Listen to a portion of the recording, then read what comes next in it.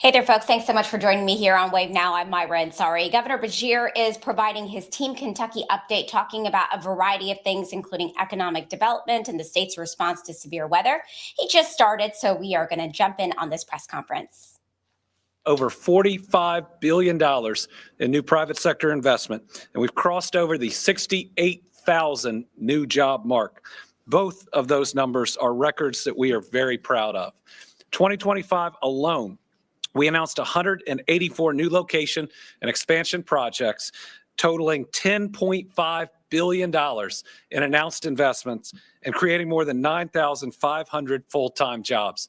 That means that despite some national economic headwinds, 2025 will be the second best year for private sector investment in Kentucky's history. That's pretty exciting and something that we can all celebrate as Kentuckians. I want to start by giving a quick update on the Blue Oval project. As you all recall, Blue Oval was a joint venture between Ford and SK On. That joint venture is now dissolving. Ford is taking all of the Kentucky assets, meaning it will be the owner and operator of the two plants in Glendale, Kentucky 1 and Kentucky 2.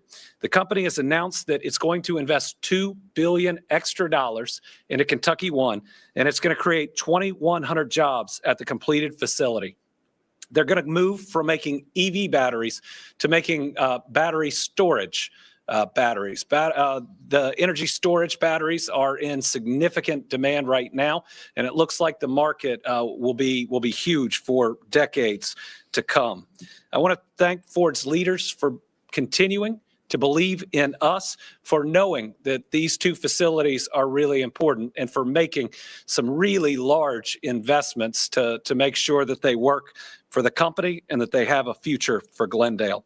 I also want to state that Team Kentucky is committed to making sure that all those affected by the switch from the Blue Oval ownership to Ford find either new opportunities with Ford or find other employment quickly. So what we've got is we've got about 1,700 current employees at Blue Oval. They're going to be laid off because the Blue Oval company will no longer exist. Ford's eventually going to hire 2,100 people, which is hundreds more than currently work at the facility. But the timing is what we're trying to get more clarity on, because it's going to be, we think, about a 16-month period to take out the EV equipment and to put in the battery storage equipment. So our goal is going to be to put as many options in front of those 1,600 or 1,700 Kentuckians. What we've done is we've drawn about a 45-minute drive radius from Glendale, and we've compiled all of the jobs announcements that we've made. We're looking at all the companies out there that are hiring, and there are a lot of really good spots with really good companies. So my goal as governor is to make sure, again, that we get out there. I think we're going to use the training center as one of our sites and present each and every one of the current Blue Oval employees who will have their employment through the middle of February, a lot of options before we reach the middle of February to make sure that they continue to have solid, good employment. Kentucky will remain the battery capital of the United States. We used to say the EV battery capital of the United States. I think that's going to continue because of Ford's investment in LAP in Louisville. That now will be the crown jewel of the EV side of their company, where they're trying to make a $35,000 EV affordable for all Americans, but making sure that we are working with them to make both that project and this one a big success. A lot of other details we're still working through with Ford. Remember, the announcement of the dissolution of the JV came, I think, a week ago today, or maybe 8 days ago. Ford's initial news just came on Monday, so there's still a lot of work to be done, but Ford has been a great partner for Kentucky, and we know we can work through each and every issue. On Friday, we announced another project creating 110 full-time jobs and 390 construction jobs within the state's manufacturing sector. Anthro Energy, an advanced materials and battery developer, announced plans to locate a new $42 million facility in Louisville. This will be the company's first operation in the Commonwealth. It'll focus on electrolyte production for use in battery products. The 110 new Kentucky jobs created by the project include production manufacturing technicians, process and control engineers, facility managers, accounting roles, and maintenance and warehouse technicians. Along with the new facility, the company will support the community by helping build and establish partnerships with Louisville and Jefferson County. These will support workforce, job education, and recruitment efforts through various organizations like Kentuckiana Works, Jefferson County Technical College, KY Fame, U.S. Army, Forts Campbell and Fort Knox, and KY Valor. I want to thank the company's leadership for this great commitment, and I'm looking forward to Anthro's future success here in their new Kentucky home. On Monday, we highlighted a historic milestone for our state's manufacturing industry. ACFA Aluminum Solutions, a division of Uzbekistan's ACFA Group, announced plans for a facility in Bowling Green. This will be the first company from Uzbekistan to ever locate or invest in the Commonwealth of Kentucky. We actually believe it's the first in the history of the United States. It includes a significant investment in the creation of 331 Kentucky jobs. The new operation will integrate recycled aluminum and energy-efficient systems to manufacture and support a low-carbon supply chain. This announcement from ACFA Aluminum Solutions introduces a new international partner to the Commonwealth. It's an important step for U.S. and Uzbekistan's trade relations as well. I want to thank the company for believing in Kentucky. Welcome to your new Kentucky home. We're glad that yet another company chose Kentucky as its first facility in the United States. And this morning, Stord announced plans to expand its Hebron facility. This is a more than $40 million investment that, here's the great part, will create over 500 good-paying jobs. The company provides a software platform that enables clients to view, operate, and control distribution networks. Stord employs 1,300 people company-wide, and its Hebron location is their largest warehouse facility. Companies like Stord are reinvesting across Kentucky, creating new jobs for our people, and showing that our Commonwealth is a place where business can succeed and grow. I want to thank Stord's leadership for their belief in the Commonwealth and congratulate them for this new exciting step in Boone County. I'd also like to welcome Sean Henry, CEO and co-founder of Stord, to the podium to share a few words on this project and the 500 new Kentucky jobs. Thank you so much. Thank you so much for having me. Governor Beshear, I deeply appreciate the kind introduction and kind welcome. As you shared, Stord has already been in Kentucky, and we've already had such a great experience here. For the last decade, we've been leveling the playing field for brands with e-commerce giants so that they can achieve that same fast, affordable, and trusted delivery that major platforms a la Prime can. And we give that to independent businesses to level the playing field so they can delight their consumers. At the same time, it's enabled us to grow jobs across the United States. We now have 15 fulfillment centers nationwide. But what we're very proud of is that Kentucky is now our most square footage and our most employment. We already have over 600,000 square feet and over 500 jobs in the Commonwealth. We're adding another 500,000 square feet of fulfillment capacity and over 500 additional jobs to the market. What does this mean? It means brands and consumers are recognizing that Kentucky is one of the best central nodes of distribution for the entire United States. And so this bodes very well for the Commonwealth for all types of logistics jobs to come. And Stord is proud to be a part of that, investing over $40 million over the coming years into modernizing our existing facility, building out our new facility, and growing all these jobs. We deeply appreciate the state for having us and being such a great partner. Thank you. Thank you, Sean. I think Sean sells Kentucky about as well as I do. Thank you. And finally, today we're announcing another project as Midwest Equipment Manufacturing shares plans to invest $15 million to expand its operations in Maysville. Several of the company's product lines will be relocated from other facilities to begin production in Maysville. And the company will be creating 66 new skilled jobs in the process. Midwest Equipment Manufacturing is a family-owned company. It produces everything from lawnmowers and vacuums to composters and golf course equipment. I'm thrilled at this relocation and expansion from Midwest Equipment Manufacturing, and we're excited for 66 new jobs coming to Mason County. All right. Last night, President Trump gave a speech to the American people and I was disappointed but not shocked to find he still doesn't get it. Continuing to call affordability a hoax while American families are struggling is a slap in the face to our people. I want Kentuckians and Americans to know I'm listening to them.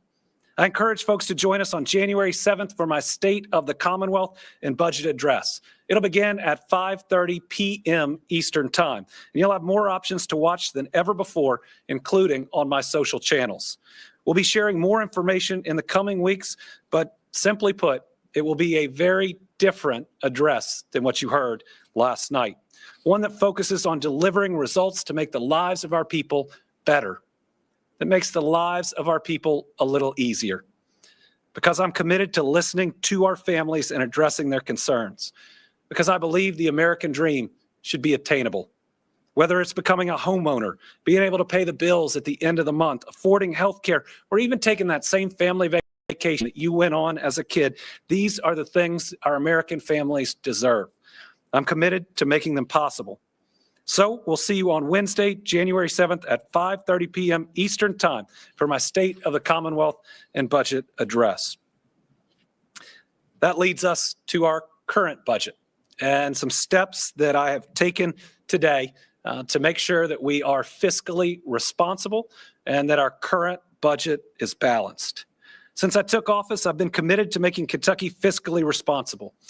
What that really means is being responsible with Kentuckians' hard-earned dollars. And that means balancing a budget every year. I've been proud to do that and then some. Together, we celebrated the 3 largest budget surpluses in Kentucky's history. In each, we brought in more revenue than projected, and we provided services at a lower cost than estimated. Because of that, we've also secured a record rainy day fund. After that,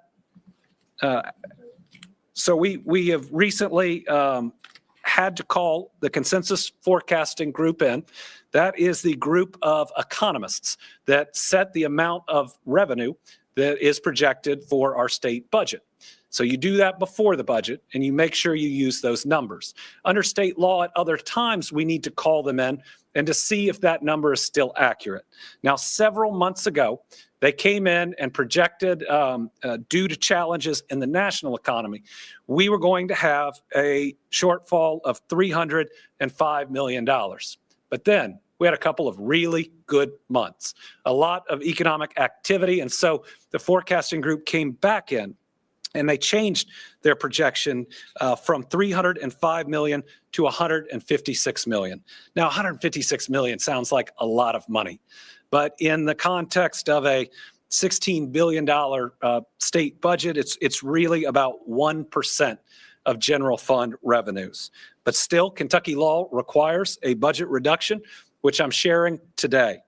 The primary portion of my plan for the executive branch is to reduce general fund appropriations by $77.7 million. For many agencies, this is a 3% reduction to their enacted budget. Most agencies are meeting this reduction through what we call vacancy credits.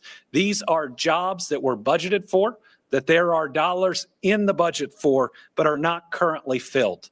And what the cabinets are opting to do is not filling them through the end of the year, but they've gone through and made sure that any that are absolutely necessary, that funding is still there for, while saying we can wait until the next budget or we can operate without some of these jobs. So we're going to be able to manage this shortfall and still provide necessary services to Kentuckians. Priorities that we are protecting and that people will see include funding for our K through 12 systems. There are no cuts there. The post-secondary education institutions, no cuts there. Medicaid, no cuts there. Pension funding for educators and state employees, no cuts there. Public safety, including state police and juvenile justice, there are also no cuts. Now, I want to make sure that people know that I am personally taking part in this budget reduction plan. When I was AG and there was a needed budget reduction under the law, I always participated. As governor, my office and the lieutenant governor's office are also taking the 3% reduction. But for the first time in, I think it's 43 years, we have constitutional officers that are refusing to do their part to be fiscally responsible and to take part in the budget reduction. The auditor and the treasurer have just said no. They won't take part or do their part, even though this is all set up by state law. The other constitutional officers we have not received a plan from, but we hope and expect to get one because, again, they can meet this simply through vacancy credits in each of their offices. There is nothing partisan or political about a budget reduction. It's created through statute. The way we're supposed to go about it is created through statute. And all I was asking is that each office do their part. I know that we're doing ours, and we'll ultimately balance this budget, and we'll get ready for this next budget session to have a budget that sets us up for future success here in Kentucky. Next, we're highlighting the work Team Kentucky is doing to keep Kentuckians safe. We've worked to reduce overdoses with 3 straight years of reductions in our drug overdose deaths. We've also focused on better housing, better health care, safer roads, the day-to-day issues that mean so much to our families. We always encourage people to make safe choices and to watch out for each other, especially when driving. Today, I want to take a minute to say to all Kentuckians, good work and keep it up. Preliminary crash reports already show fewer traffic fatalities and fewer serious injuries when compared to last year. So far this year, we've lost 636 people to fatal crashes on Kentucky's highways, each one a child of God gone far too soon. While that's still too many, 636, it's a 7% decrease in fatalities from the past year. It's an 18% decrease since this day in 2023. We've also seen an over 2% decrease in serious injuries, going from 2,713 to 2,647. Now, these numbers are preliminary. We still need to build on the progress, and we need to make sure that next year we have even fewer fatal accidents than we had this year. On Team Kentucky, we're working harder to create safer roads. In 2025, we've awarded more than $1.5 billion in road and bridge projects. This is work focused on making your commute smoother with new pavement and safer with updated intersections and more. Our team's pushing educational efforts like the Safe Teen Driving Challenge. We're also getting out the word through advertising focused on making safe decisions behind the wheel. And we continue to see important campaigns like Click It or Ticket make a big difference. So to everybody, remember, drive the speed limit, buckle up, most importantly, put your phone down. Let's keep doing our part because simple choices save lives. Together, we can make the roadway safer for everyone. All right, as the temperatures have dropped, we've been working with local officials to look out after our people, which was really important this past week when we had dangerously cold weather. Our Kentucky Emergency Management team has helped lead that effort with a number of warming centers located across the state for those in need. You can see those on your screen. But this work is truly a team effort, and these folks go above and beyond to help their neighbors. An example of this is in Campbellsville, where Kentucky Emergency Management delivered 25 cots and bedding to the Campbellsville Upper Room Church. The church was operating as a community warming center. Taylor County Emergency Management Director Ronnie Dooley requested the cots, and Justin Graves and Bruce Crouch on the state team helped deliver them and get it done. These warming centers are there for our people at their greatest time of need. The Campbellsville Center is open from 6 p.m. to 6 a.m. They offer an evening meal, shower, facilities, and snacks. And so many of these centers across Kentucky do the same. If you work at a warming center or know one in need of additional resources, you can reach out to our Emergency Management Division. All right. And as we said, this is our last Team Kentucky update before Christmas. And Brittany and I want to wish everyone a very Merry Christmas, full of happiness, love, and special memories with those that you love. This is the time of year when we lift up our families and our neighbors in the spirit of giving. So for this week, we want to recognize someone who truly embodies that spirit, Santa Claus. Santa brings so much joy to our kids, not just with presents, but with hope, with kindness, and even a little magic. So this week's team, Kentucky All-Star, is Santa, along with every person out there working hard to make Christmas extra special for those around them. Merry Christmas, Kentucky. We wish everyone a healthy, happy, and safe celebration with those that you love. We'll be taking the next 2 weeks off from the Team Kentucky Update to help everyone celebrate Christmas and the new year. So we'll see everyone back in 2026 on Thursday, January 8th at 12:30 p.m. Until then, you can see lots of great news across all of our social media channels. And again, Merry Christmas, Happy Hanukkah, Happy Holidays to everybody out there. With that, we'll open it up for questions. We have one journalist in the studio and a number on the line. We'll start with Carolina. Governor, on the Ford battery plant situation, there are some questions about the taxpayer investment that went into attracting this company and building this out. Are there any repercussions? Is some money owed back to the state now that this company is undergoing some major? Yeah. So we're working through the incentive agreement with Ford, trying to understand their long-term plan. Ford has basically stepped in the shoes of Blue Oval, but now we've got to look at what was promised versus what they're projecting. For instance, that right now they're projecting 2,100 jobs in Kentucky One. Blue Oval had projected 2,500 jobs in Kentucky One. And then we've got to talk about Kentucky Two as well.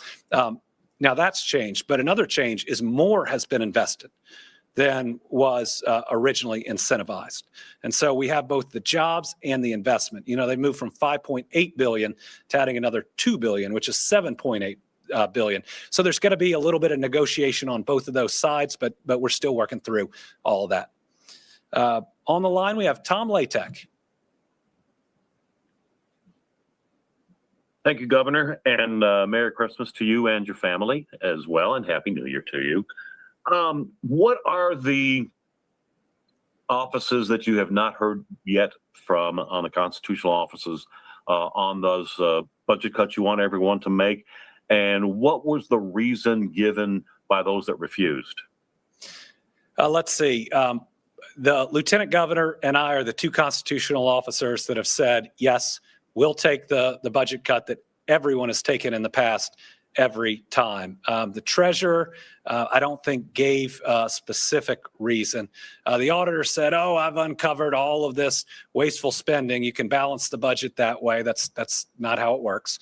And then we haven't heard officially from any of the others. You know, now, while we're taking a 3% cut, they could agree to a 1% cut. That's the amount of the general fund we're looking at. Though in the next budget, things are going to be tighter.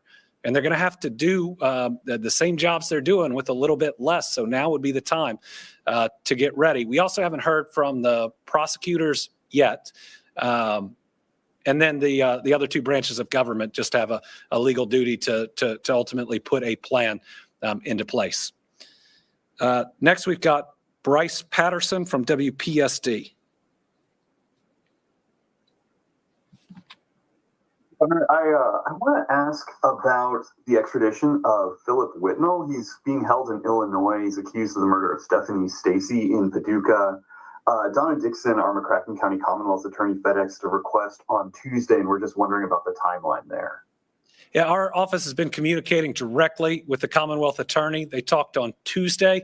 They talked yesterday. We are required to get certain information and paperwork in, but we are working to expedite that, working with her directly. We know it's very important to the community. I know what a horrific act that was and done in front of so many people. My hope is that we will take domestic violence a lot more seriously. We certainly have in this administration, but the number of people that we lose every single year to it is staggering. And each and every one of those victims and their families deserve better. So we're going to work to expedite it as much as we can, provided we have all the necessary information to do it legally. Karen Czar. Okay. Carly Hogston from WKYT.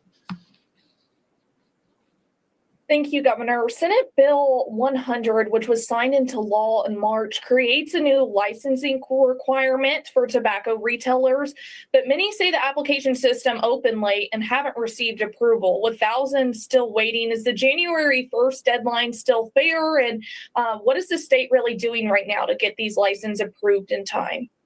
Yeah, I need to check on that.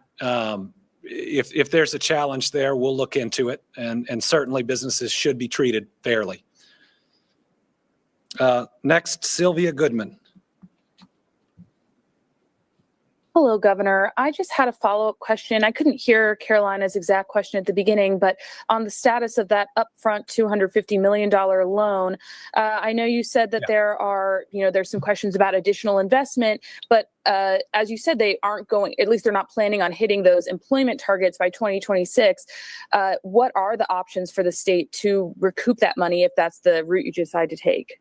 Yeah, there's security in the agreement with these companies. The state could recoup those dollars, but where we are right now is in a negotiation because the project had changed for what's fair, and we haven't worked through all of that. But there are contractual obligations that are out there, and those contracts have the mechanisms if certain thresholds aren't hit. But again, that's answering the question in the factual. There's still a lot to work through with this company. We want this project to happen and to be successful. We also need to make sure that it's fair to the Kentucky taxpayer and the agreement that we entered into. So we're keeping all that in mind as we work through these steps. It's important to remember it's been about 8 days. Ford's still working through its plan, still working through what employment may look like in the interim. So we'll have updates as we have them. Liam from the Kentucky Lantern. Hi, Governor. I wanted to ask you about what the Lantern reported this week about Secretary of State Michael Adams saying the Department of Justice asked for voter registration data, including sensitive information such as, driver's license ID numbers, social security numbers. The DOJ has sued something like 18 states over voter registration data, arguing that they need it to ensure elections are secure. Adams hasn't provided sensitive data, including social security numbers yet. What do you make of the request by the Department of Justice? And do you have an opinion over whether such data should be handed over? Our family's sensitive, private, personal data is theirs, and it should be protected, especially by a state organization that told them, provide it to me and we will protect it. Time and time again, the federal government, the Trump administration has come for that data. They threatened to cut off SNAP if we didn't give it to them. We stood up to them. We said, this is the personal data of Democrats, Republicans, independents. It's Kentuckians' personal data, and you're not entitled to it. We took them to court and we won. It's happened in other areas as well. I mean, you either put the loyalty to the people of Kentucky and the promise that you made to them about how you would keep their data private, or in this instance, a loyalty to party or a president first. You only have one choice. I'll always choose Kentuckians. I'll always push back when there is an unlawful request. That personal data belongs to each and every one of those families. And if the federal government doesn't have a legitimate right to it, you shouldn't turn it over. Sadly, in a lot of states, they have. They just did it. They did it without even announcing it. They did it because they're either loyal to or scared of this president. I'm not either. And finally, Isaiah Kim Martinez. Thank you, Governor. I know Congressman Brett Guthrie has been critical of efforts by Democrats specifically to, in his words, push a mandate for EVs. We did get a message from a viewer in Bullitt County the other day who flat out told us, listen, she's not ready to buy an electric car just because someone else thinks she should. With everything that's happened with Blue Oval, are you still as confident that electric vehicles really will be adopted by Kentuckians and Americans broadly? I am, but there was never a mandate. That is Congressman Guthrie pushing misinformation. There were tax credits to help Kentuckians afford EVs before their price comes down, which is what will happen. Congressman Guthrie also called it a liberal pipe dream. Tell that to the 1,600 people at Blue Oval who had secure jobs until he pushed through the big ugly bill that eliminated tax credits that Ford and SK were counting on because they were the law, and they'd invested billions of dollars in Brett Guthrie's district. Are you really going to champion a law that is going to cause that many people to lose their jobs? If you're Brett Guthrie, the answer is yes. Listen, I don't call many people out by name, but this is just an example of leaving your people behind. We should be better than this. I mean, I toured a Blue Oval. I got the chance to meet a lot of these workers, and it's why I'm going to work so hard to make sure they're placed in good jobs, that we ultimately provide offers to every single one of them. And yes, because you see it happening in the rest of the world, when our technology allows us to sell an affordable EV, a whole lot of people are going to get them. But to that person in Bullitt County, I'm okay if she's not ready for an EV. A lot of people aren't, but the market is going to change and evolve into the future. Okay, and we do have Karen Czar back on with our final question. Karen, it better be good. Governor, since everything I need has already been asked, what is your message to Kentuckians for the holidays? My message is Merry Christmas, Happy Hanukkah, Happy Holidays. Christmas for me is a time when we remember light in the darkness, hope during difficult times. You look historically, the time of King Herod was so tough on the people of that portion of the world. They lived in fear. They lived in times of famine and disease. They lived at a time that had little hope, and so many people were subjugated and enslaved. And at that time, God sent his only son to this world to give us that hope and to grow up and to show us an example of kindness, of empathy, and of compassion that we all ought to be following. So this is a time where if you're worried about things out there and how they've been going on, have some hope. But remember, throughout the rest of the year, we're supposed to live that example of that child who grew up into a man and a Messiah. We're supposed to follow that golden rule that he kept talking to us about in the parable of the Good Samaritan. And after telling that parable, he looked at the people in the crowd and said, "Go and do likewise." I certainly hold that with me in the way I go about my life and my job. And I hope Christmas is a reminder that we can all do better, that we can all be better. And this is a world that ought to be filled with compassion and not cruelty, and that's possible. All right. Merry Christmas, everybody. See you back on January 8th. All right.